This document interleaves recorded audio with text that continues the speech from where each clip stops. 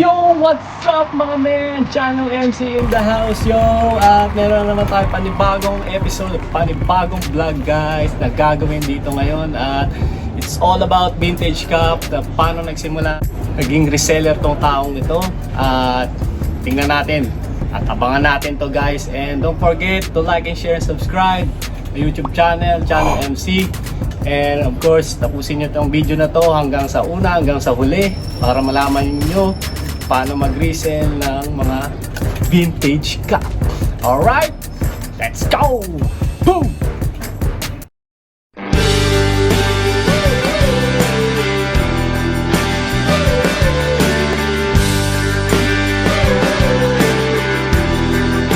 What's up mga men? At ito na tayo ngayon sa ating vlog guys na gagawin. At ito ngayon ang ating bisita na makikipag-collab sa atin. And of course, para malaman natin guys kung paano mag-reset ng mga vintage cup dito sa UAE. Alright guys, and of course, tingnan natin kung paano siya nagsimula dito sa pagbebenta ng mga gintong salakot ang tawag nila dito. Ewan ko ba bakit naging ginto to? Pero parang normal lang naman siya, di ba? Okay. So, tatawagin ko na ang aking friend na si Ross! Ross! Let's go! Pasok, oy! Balita. Hello. Salamat. Alright. Tayo dun sa dati mala 90s na vibe. Yo, easy, motherfucking easy alive. Ross, kamusta? Okay naman. Salamat sa pag-imbita. Salamat. Syempre, nagulat ako pa. Grabe, ang dami mong mga, gintong salakot daw ang tawag sa mga sombrero na to eh. Oo, Ewan ko ba bakit naging gintong salakot to, pre? Yung iba tawag nila gintong salakot. Yung iba naman parang normal na collection lang. Oo. Actually ito, 'di ba, nabanggit mo, sabi mo marami. Wala pa to. Grabe Wala pa yan. Actually, yung mga ibang yung ibang kasama ko nagko-collect dito sa sa Dubai, UAE. Mas solid pa sila. Makikita mo yung isang room nila, punong-puno ng Grabe, ng sombrero, punong-puno ng sombrero. Grabe, talagang nagko-collect ng mga vintage cup ngayon dito Marami. Hindi lang sa buong mundo, kundi dito lang din sa UAE. Kasi parang naging hobby na rin talaga na dati so sombrero lang sa sa mga bata pa tayo, 'di ba? Parang normal lang pero di natin alam yung mga binibili sa atin ng mga parents natin is yung mga talagang din pala. OFW yung mga parents natin, binibili tayo ng mga Raiders, di natin alam na mahal pala yun. Grabe. May kwento nga ako yung sa dito ko naman, Oklahoma City. Na dati na siya, kasi bata pa lang ako wala pa ako alam sa mga ganyan mga sombrero, mga damit, mga vintage na Nagpapadala siya, tapos pag nagpadala yun, 3 box agad na malaki, yung mga jumbo box natin dito sa Dubai. Ay, grabe. Tapos pagka binuksan na yung box, kasi usually yung sombrero sa Pinas, di ko naman pinapansin yan eh. Usually ang target ko dyan, mga sapatos. Mga sapatos, di ba? So yung mga sapatos, kinikip ko na yan, mga size ko. Pagkatapos, yung mga sombrero, pinamimigay eh. Pag-collect ba o pagbebenta rin, syempre, para may extra income or collection mo rin talaga. O hilig mo na talaga yan. Actually, sa pag-collect, pagbenta, bago pa lang ako. Nagsimula ako siguro mga 5 months, 6 months, ganun. Kasi baguhan pa lang talaga, kakapasok ko lang. Meron ako isang tropa ang nag-welcome sa akin dito sa Dubai, sa pag-collect naman. Shoutout mo pala yan, si Sir. Sino man yan? Si Boss Dan. Boss Kasama Dan, ko sa Tuyan, araw-araw kami natambay dyan. Ayun. Si Boss Dan naman, ang kwento niyan, araw-araw siyang nabisita sa bahay. Tambay lang, kwentuhan, kain lang, ganun lang. Tapos nag-vintage na siya ng mga sombrero. Lagi niya kaming sinasabihan, ito yung gawin nyo, ito yung suotin yung sombrero, ganito ganyan. Ito maganda to kasi pagka meron kayo nito, may possibility na tumaas yung value, ganito ganyan. Hindi lang siya basta collect na gano'n. Siya yung sa amin, nag-welcome sa amin na mag-collect. Isa rin siya sa mga nagpalawak dito sa Parang OG na natawag. OG na. Grabe, no? Shoutout sa'yo, Boss Dan. Shoutout sir, boss, Boss Dan. Nagbakasyon sa ngayon, nasa Pinas ngayon. Ayun. sana maka-collab ka rin namin ng ganito para marami pa kaming maging idea dito sa pangongolek ng vintage cup. Ayan. Kasi sa akin ako may cup ako pero Jordan.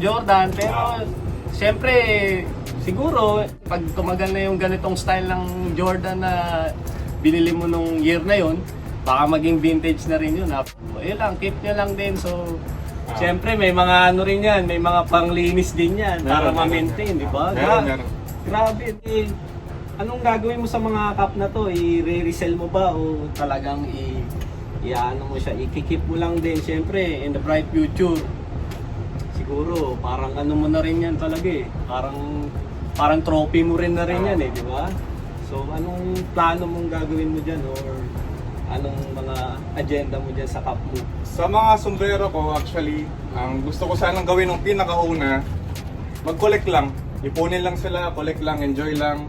Para pagka nalabas, iba-iba yung sombrero mo, i-partner mo sa mga suot mo. Okay. Parang ganun. Tapos nung eto na siya, naisipan ko na gawin yung paglinya. So ang napili kong linya is ang New Orleans Saints. New Orleans. Ayan. So mapapansin nyo, ayan, New Orleans Saints. Meron ako dito nga splash. Makita nyo rin yung background, Saints din. Kaya nga, ito grabe Tapos yung ibang sombrero naman, dati talagang ayaw ko siyang ibenta kasi parang nangihinayang ako So medyo meron din silang guys. Ayan. Yung Chicago, pang, champion. usually pang terno sana yan sa sapatos, di ba? Kaya nga, mahilig pa naman ako sa mga Sneakerheads, di ba? sneakerheads, NBA, yan. Yun yung linya ko yung mga NBA talaga, mga So, yung mga collection mo, more in NFL siya. NFL. So, yun yung mga pangalan ng team, guys. Tapos, naka-embroid lahat ng mga pangalan ng teams kung may mga nag-champion. Kaya talagang may mga may mga brand. For example nito guys, meron siyang logo athletic. Ayan. Tinatawag na SS. Ano ibig sabihin nun, bro? Sports specialties. Cup. Ayan, guys. Sports specialties. Guys, ito. Yan. Ayan. So makikita nyo guys, medyo faded na siya din. And of course, yung maintaining ng ang tawag nito, Russ? Sweatband. So, grabe, di ba? Siyempre, sa tagal na rin ng cup na nito, guys. Siguro, mga 90s pa to, no? Parte ng yan, yung mga issue, yun nga yung nagturo sa akin, sinabi nga ni Boss Dan sa mga sombrero na vintage. Pag may issue yan, or may stain, may something, may sira, parte ng vintage yan. Yun. So, ayun ang parte ng vintage kasi talagang makikita yung kung saan nang galing. Malay mo, galing siya dun sa pinaka-cabinet ng ng gera pa noon. Ito, pagkaganto, faded na yun. Slightly faded na yun. For example natin. So ito guys, makikita nyo guys, medyo naninilaw na siya. Kaya, Pero kahit ganyan ninilaw siya, collectible pa rin siya. Tapos, may mga na-collect pa rin talaga. Siyempre, ginamit na ng ginamit at ayun din yung yung brand ng SS din. Yan. Aside dito sa mga sa mga vintage condition na may mga stain or faded, meron naman mga dead stock na tinatawag nila or parang excellent condition. Unang sombrero ko, NFL team Bengals. Alright, grabe no? Wala na sa akin, wala na. Nabenta ko na yun. Nabenta ko siya sa kagrupo ko rin. Okay. Taga Abu Dhabi naman siya, si Boss AJ. Boss AJ, shout out to you, Boss AJ. And of course nga pala, pero di lang to yung di lang to yung pangongolek. Syempre meron din yan yung mga price selling. Mga prices niya guys. Kung ilang taon na siya, kung magkano na siya ngayon, paano siya ibenta sa mga nagko-collect, gano'n. So, paano nga pala yung mga presyuhan niya, pre? Diyan ako Presyuhan gusto niya. ko. Okay. So, ang presyuhan niya kasi, pagdating sa vintage cup, walang SRP. Okay. Wala. Kasi kanya-kanya talaga siya. Kunyari, nakuha ko to ng, let's say, base tayo sa dirhams. Kunyari lang base tayo sa dirhams ng kunyari, 1,000 dirhams. Okay, 1,000 dirhams. Nakuha ko siya ng 1,000 dirhams. Tapos, kung gusto mo siyang i-resell, patungan mo lang siya ng konti. yun na yung profit mo. Okay. Pero depende rin kasi, di natin alam sa ibang bansa pala like Los Angeles or Okay. sa Pilipinas may nagbebenta pala ng sabihin na natin mga 13,000 pesos, ganito ganyan. Grabe, no? 13,000 pesos. Or sabihin natin guys. 10,000 pesos, Oo. tapos dinala ko siya dito. Pag kinonvert mo siya, mas kikita ka parang ganun ba. Kasi, Discard mo na lang yung kasi pag-calculate. di ba, syempre may mga shipping fee. May mga doon. shipping fee pa. Syempre, kailangan, ano mo na yung ano eh, meron ka na doon, yung plus shipping fee, set aside mo na yung shipping fee, syempre meron ka dapat na profit na makukuha doon. Yun yung ano, sa aming mga reseller. Kasi baguhan lang din ako sa pagbenta ng cup, pero sa ibang linya, mga kunyari, mga vape or supply, ganyan. Oo. Ang lagi namin in-explain sa mga nabili sa amin, Okay, yung kunyari yung isang item ng 100 dirhams, plus may shipping fee pa ako na kunyari, let's say 30 dirhams. Okay. Hindi mo siya pwedeng ibenta ng 120, parang ganun. Sasabihin lang iba, uy, nakuha mo lang ng 100 dirhams yan, 120 na lang, ganito. Oo. Lagi namin explain na may patong kami dyan na shipping fee plus yung onting patong namin na profit. Ayun. So, ayun nga guys, yung kitaan dyan sa pagbebenta rin ng mga vintage cup. Siyempre, ganun din naman sa mga sneakerheads, di ba? Mga pag nagbebenta tayo ng mga ano din, ng mga sapatos, saka yung mga reseller dyan na nagbebenta rin ng mga pag nakuha nila sa, for example, na sa shop ng Jordan. So, sa nabili nila ng SRP. So, syempre, yung iba dyan nagre-resell, tatasan nila mga 200 or 100 yung retail price nila. Di ka makukontento hanggang di mo nabibili yung isang bagay.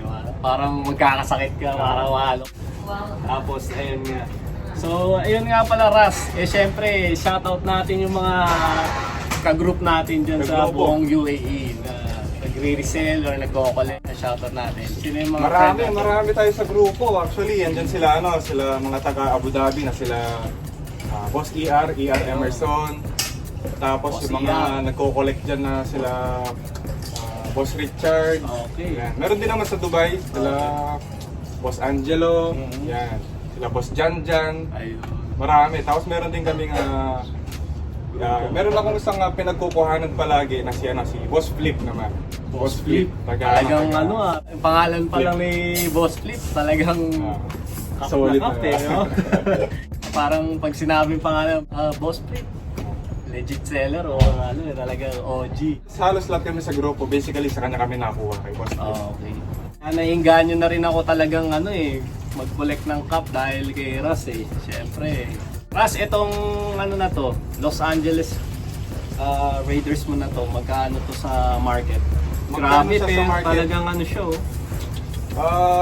Let's say sa ngayon siguro sabihin ko na 23 to Grabe. 25,000, 26,000 pesos. Pesos, grabe. Ganun No? siya. Guys, tingnan nyo naman. Solid. May And hang tag also, pa may eh. hang tag pa. Ayan, nakuha ko yan kay Boss Flip. Ayan, Boss Saan Flip nagaling? Boss Flip, baka mayroon naman dyan. Ayan, shoutout to you, Boss Flip. Next mo to. Ito, galing din kay to. Galing din kay Boss Flip to. Boss Flip na naman. Is Saints, oh. Guys, ito. Ito, solid din to, guys. Pagkakalam ko yung price niyan, almost, alam ko, similar lang dun sa Raiders. Raiders. Eh, syempre, NFL. Nagkakalaban-laban sila sa NFL, di ba? Ayan. So, ito rin, meron din siyang hang tags, guys. Nakuha din ako sa Pinas. Tulad nito, yan, galing na to sa Pinas.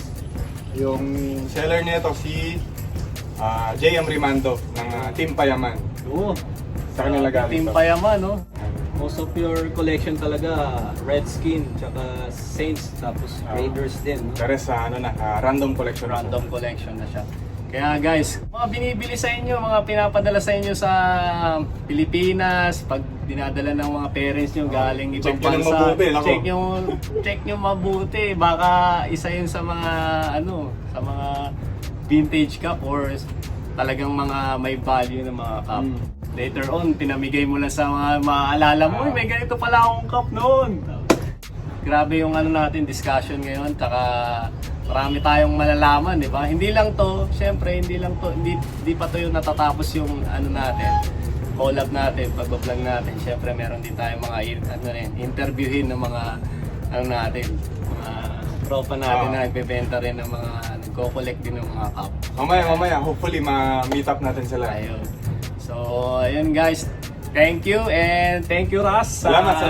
sa pagbibigay ng mga informative things dito sa ating mga vintage cup na kino-collect mo. Sana maging mas pa, no ba? 'Di ba? Mas dumami pa lalo, grabe no, hindi lang 'to. Siyempre, nagsisimula pa lang din si Ras. Simula pa lang. Kaya payaman tayo, habang bata pa. Yan. So, ayun nga guys. Salamat, Ras. And Salamat. hopefully, and don't forget to like and share and subscribe. Chano MC in the house, yo. And of course, my friend Ras. And of course, sa mga vlog namin na pag-uusapan, di lang to. Di lang more cups. Siyempre, may mga damit pa tayo at may iba pang sorpresa. At mga iba pang item or sapatos man yan. So, keep on watching guys. See you! Salamat. Bye-bye!